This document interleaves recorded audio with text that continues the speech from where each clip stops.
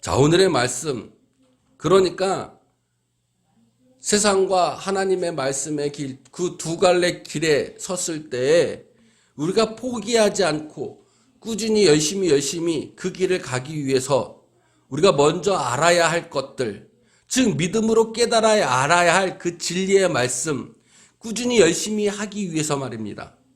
그것이 오늘 우리에게 가르쳐 주시는 두 가지의 질문을 통해서 예수님이 우리에게 가르쳐 주고 계십니다. 그 많은 여정길에서 오늘 제가 가장 은혜를 기뻤던 곳이 두 군데가 있었는데, 한 군데가 버가라는 곳이었고 또 한 군데는 예배소라는 곳이었어요.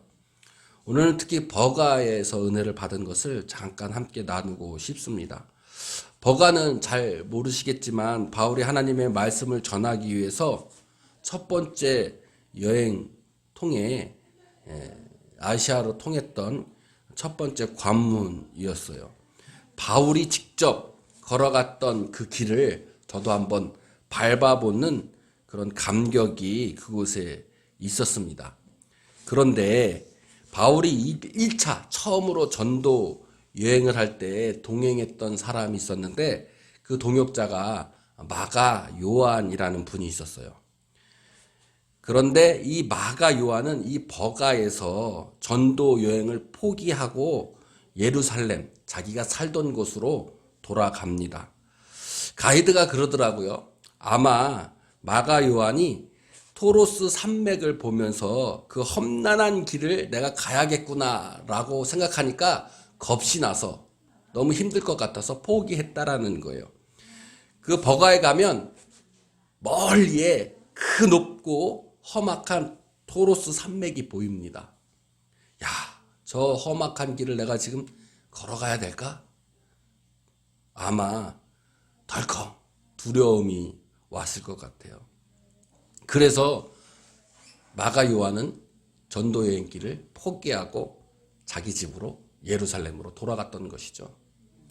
바울이 지금 갔던 그 길을 사진을 찍었는데요. 그 길이 바울이 직접 걸어갔던 길이라고 합니다. 근데 이 마가 요한은 어떠한 사람이었냐면 예수님이 마지막 만찬 때 만찬을 베풀었던 장소, 다락방, 그 다락방이 마가의 집이라고 이야기를 해요. 그곳은 또한 오순절에 성령이 임했던 곳이었죠. 마가도 아마 오순절 다락방에서 그곳에서 성령을 받았을 거예요. 그 성령을 받고 나서 바울을 따라 전도여행을 갔던 것이었죠. 그런데 토로스 산맥을 보면서 덜컹 두려움이 있었을 거예요. 그렇게 첫 번째 선교 여행을 가던 그 길은 포기했었습니다. 그러나 첫 번째는 포기했는지는 몰라도 이 마가는 나중에는 다시 복음의 전도의 길을 따라가서 로마에 가서 복음을 전하고, 성경에 또 바울이 기록하기를 마가 요한은 자신과 함께 힘쓴 동력자라고 표현을 합니다. 학자들은 마가복음을 마가 요한이 썼다고 생각하고 있어요. 그 버가에서 저는 꼭 제가 꼭 마가 요한 같다는 느낌이 들었어요. 제 모습이. 저도 처음에는 하나님의 사역을, 목회를 감당하려고 밭길을 내밀었다가 저 토로스와 같은 산맥, 세상의 그 험난한 목회의 산맥을 보면서 아마 포기했던 저의 모습을 본 것 같아요. 그래서 그곳에 참 저는 은혜를 받았습니다. 우리가 마가 요한처럼 살고 있지 않나라는 생각도 한번 들어봐요. 왜냐하면 세상과 하나님 말씀 이 두 가지의 갈림길에서 우리는 항상 길을 찾지 못하고 헤매면서 때로는 하나님 말씀 믿는 성도로서 저 높은 토로스 산맥을 넘어야 하는데 힘들고 두려워서 포기하고 차라리 쉬운 길, 세상의 길로 다시 가는 내 모습을 발견했다라는 거예요. 여러분들은 어떤가요? 처음에는 은혜 받았어요. 처음에는 믿음을 가졌어요. 그런데 그 길을 가려고 하니까 예배당에 예배하러 가려고 하니까, 기도하려 하니까 너무 힘들고 험난하고 차라리 쉬운 세상의 길로 가려고 하는 여러분의 모습은 오늘은 어린이 주일이에요. 우리의 신앙이 꼭 아직 어린 아이와 같다는 생각이 듭니다.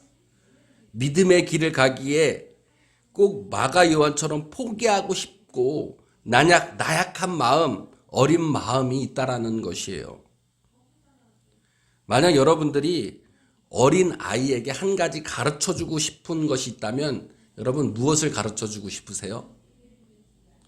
제가 유나 윤서에게 항상 가르쳐주는 거 한 가지가 있어요. 여러 가지가 있겠지만 그 중에 한 가지가 뭐가 있냐면 자전거를 배울 때나 운동을 할 때나 공부를 할 때나 처음에는 굉장히 잘하고 싶은데 잘하지 못하지요. 처음엔 잘 안 돼요. 그래서 제가 항상 유나와 윤서에게 얘기해 주는 것이 뭐냐면 안 돼도 괜찮다고 꾸준히 넘어져도 다시 하고 잘 안 돼도 다시 하고 연습하면 언젠가는 잘할 수 있게 될 거야 라고 가르쳐 줍니다. 그리고 또 한 가지 열심히 그렇게 했는데도 잘 못해도 괜찮아. 왜냐하면 잘하고 못하고가 문제가 아니라 내가 포기하지 않고 열심히 했다라는 것이 중요하다라고 가르쳐주고 있어요. 아마 이 버가에서 바울이 마가 요한을 바라보는 마음이 꼭 이런 마음이 아닐까라는 생각이 듭니다. 네, 그렇죠. 우리의 믿음 생활 때론 잘 안 되고 넘어집니다. 세상과 타협하고 싶기도 하고 또 포기하고 꾸준히 열심히 한다고 잘 되지 않는 것 같기만 합니다. 그러나 바울이 마가 요한을 떠내보내면서 기도했던 기도가 그래 포기하더라도 다시 하나님의 말씀을 붙잡고 꾸준히 열심히 한다면 그것이 더 중요한 것이라는 교훈을 아마 가르쳐주지 않았나라는 생각이 들었기 때문에 제가 버가에서 많은 은혜를 받았고 꼭 저와 같은 심정이 들었어요. 자, 오늘의 말씀, 그러니까 세상과 하나님의 말씀의 길, 그 두 갈래 길에 섰을 때 우리가 포기하지 않고 꾸준히 열심히 그 길을 가기 위해서 우리가 먼저 알아야 할 것들, 즉 믿음으로 깨달아야 알아야 할 그 진리의 말씀, 꾸준히 열심히 하기 위해서 말입니다. 그것이 오늘 우리에게 가르쳐 주시는 두 가지의 질문을 통해서 예수님이 우리에게 가르쳐 주고 계십니다. 그의 진리의 말씀을 한번 들어보시기 바랍니다. 오늘 본문에서 오늘 예수님께 두 가지의 질문을 하는 사람들이 나타나요. 왜냐하면 예수님을 흠잡기 위해서입니다. 예수님을 시험해서 흠을 잡아서 예수님을 잡으려고 두 가지의 질문을 던집니다. 그 첫 번째 질문이 뭐냐면 가이사에게 세금을 바치는 것이 옳으냐 안 옳으냐라는 질문인 거예요. 이 가이사는 황제입니다. 즉 황제에게 세금을 드리는 것이 옳습니까? 옳지 않습니까? 라는 질문이었죠.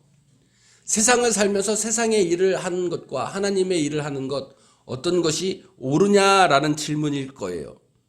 예수님은 이 질문에 이렇게 말씀하십니다. 자, 가이사의 것은 가이사에게 바치고 세상의 것은 세상에게 드리고 하나님의 것은 하나님께 바치라는 이야기예요. 자, 세상의 것은 세상에 드리면 그만입니다. 그러나 우리가 중요한 것은 뭐냐면 하나님의 것을 하나님께 드려야 한다는 거예요. 자, 세상의 것은 세상에 드리면 그만이지만 그러나 우리는 잊고 있어요. 하나님의 것을 드려야 하는데 하나님 것을 드리지 않고 있다는 것이죠. 우리가 믿음의 생활을 꾸준히 열심히 하기 위해서는 그래서 첫 번째 우리가 알아야 될 것이 무엇이냐면 세상의 것을 세상에 드리고 하나님의 것을 하나님께 드려야 한다는 것이죠.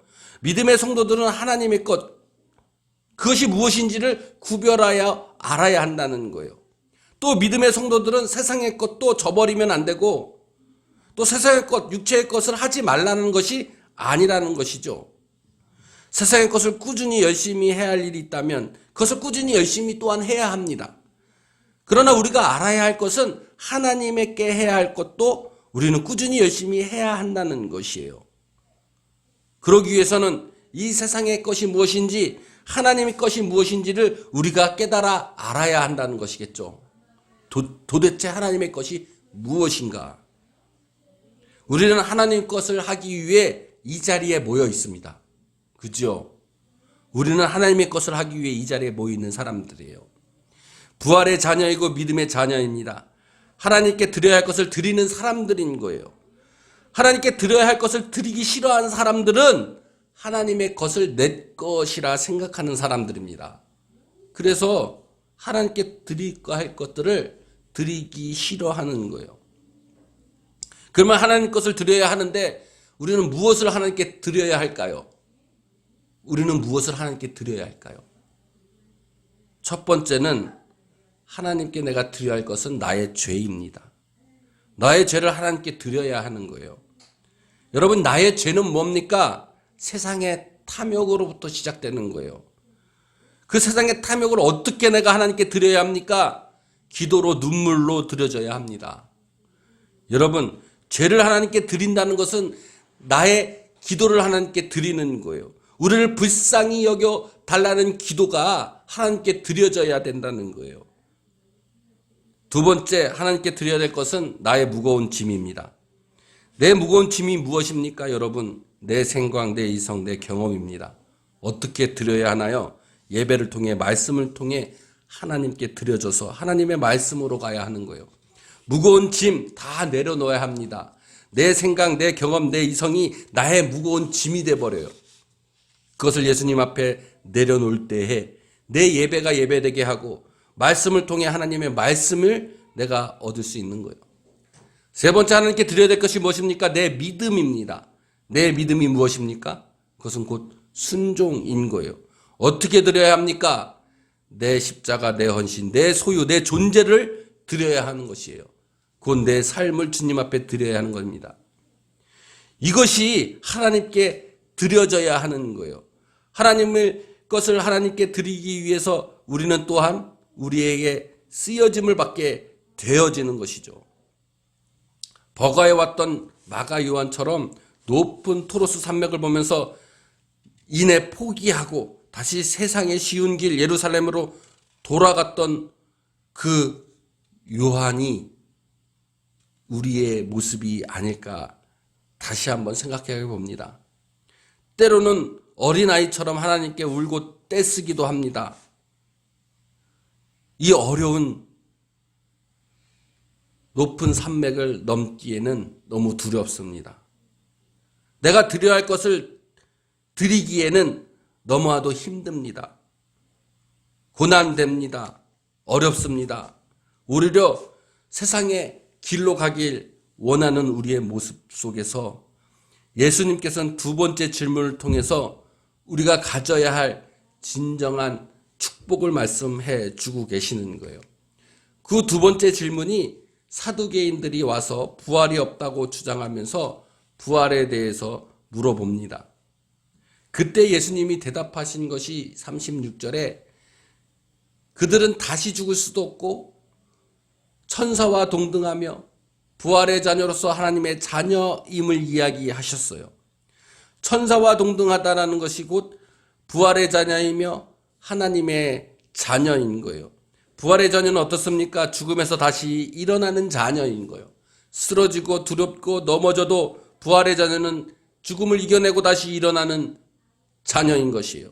넘어져도 다시 일어나는 자녀예요. 하나님의 자녀는 곧 부활의 자녀입니다. 왜일까요? 하나님께 드려지는 모든 것이 나와 함께하는 하나님이 있기 때문이라는 것을 우리가 믿음으로 가기 때문인 거예요.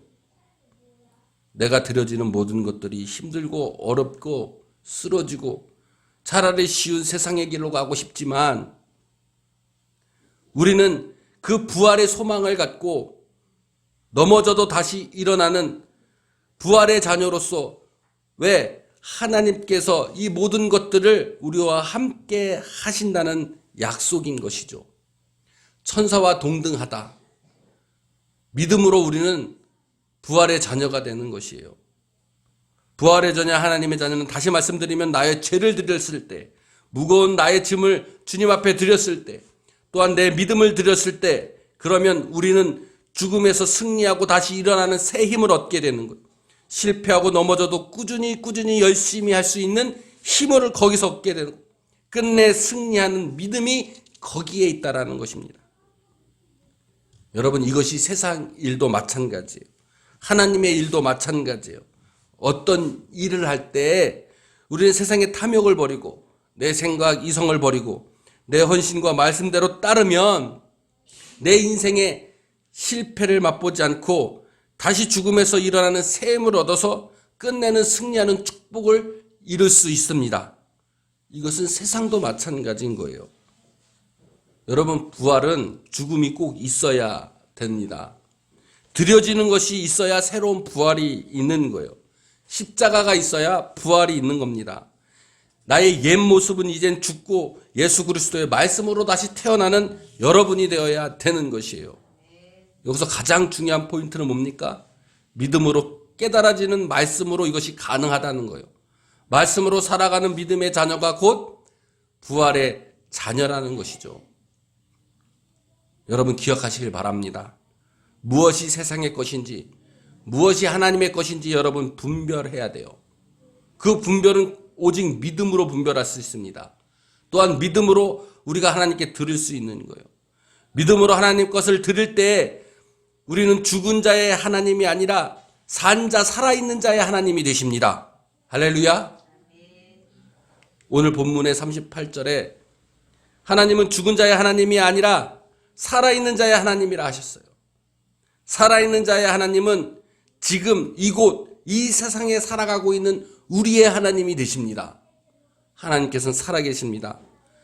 그렇기 때문에 우리가 쓰러지고 넘어지더라도 주님께서 우리를 일으켜 주시고 주님께 드려야 할 것을 우리가 드려진다면 하나님께서 모든 사람들에게 관계 맺어주시며 모든 사람에게 살아있는 하나님이 되시는 거예요.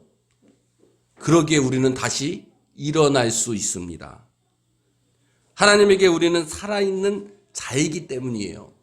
하나님과 우리는 말씀으로 관계 맺고 그 말씀을 통해서 우리가 살아가서 나갈 때에 우리는 하나님 것이 드려지는 부활의 성도가 될 수 있습니다. 여러분, 무엇이 두렵습니까? 하나님 앞에서 여러분 두려울 것이 없습니다. 왜냐하면 하나님은 우리에게 살아있는 하나님이 되시고 하나님에게는 모든 사람이 살아있기 때문인 거예요. 왜입니까? 죄를 용서하시는 하나님 앞에서 죄는 결코 우리의 두려움이 될 수 없습니다. 세상의 탐욕, 우리가 가지고 있던 죄의식 다 하나님 앞에 쏟아 놓으세요. 죄는 결코 우리의 두려움이 될 수 없습니다. 하나님 앞에서 그 죄가 예수 그리스도의 피로 씻김을 받을 줄로 믿습니다.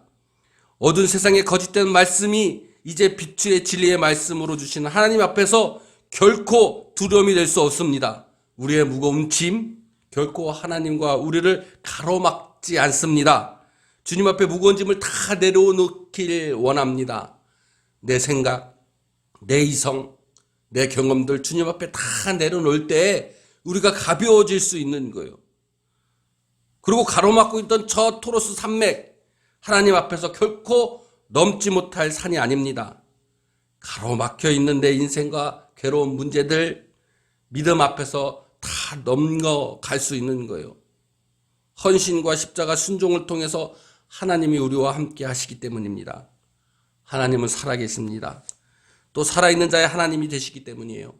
우리는 부활의 자녀입니다. 살아있는 자의 하나님이 되시는 거예요. 여러분, 결단하시길 바랍니다. 결단하시면 반드시 축복이 우리에게 이루어집니다. 결단하시면 막힌 담이 허물어집니다. 세상의 모든 괴로움과 시련들이 이겨낼 수 있습니다. 모든 질병들, 병들, 아픔들이 치유됩니다. 하나님의 것을 드리는 믿음의 성도가 되시기를 결단하시길 바랍니다. 기도로 드려주시고 예배를 드려주시고 또한 내 무거운 짐들을 다 주님 앞에 드려지는 여러분이 되셔서 부활의 자녀가 되시기를 원합니다. 살아있는 하나님의 자녀가 되시길 원합니다. 때로는 쓰러질 수 있어요. 때로는 넘어질 수 있어요. 그러나 우리가 부활의 자녀임을 믿고 주님과 함께 걸어간다면 꾸준히 열심히 주님이 주신 말씀에 따라 그 길을 걸어간다면 주님께서 분명히 우리 인생 속에서 살아계시는 하나님이 되어 주실 줄로 믿습니다.